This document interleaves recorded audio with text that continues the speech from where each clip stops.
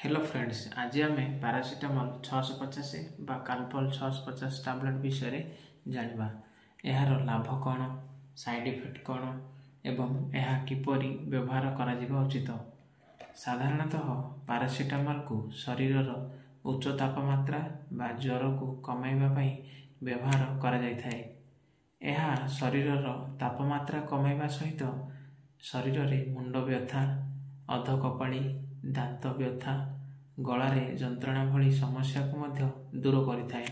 ताहा सहित यह minor joint pain, period pain एवं मांसपेशी रे हेउथबा जंत्रणा को मध्य कमाई थाए।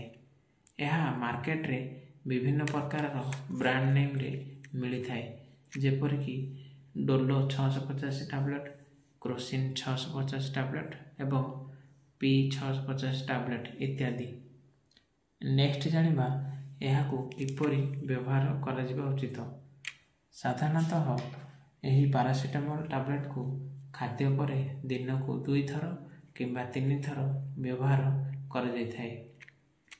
नेक्स्ट जानिबा यार साइड इफेक्ट कौन रही।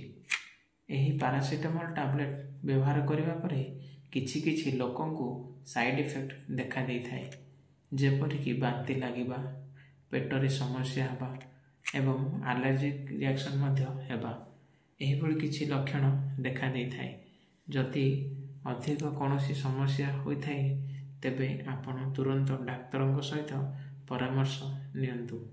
एही पारासीटामल 650 टैबलेट को अधिक समय व्यवहार करिबा ठीक नुहे, कारण यह लिभर प्रति बहुत क्षतिकारक होइथाय।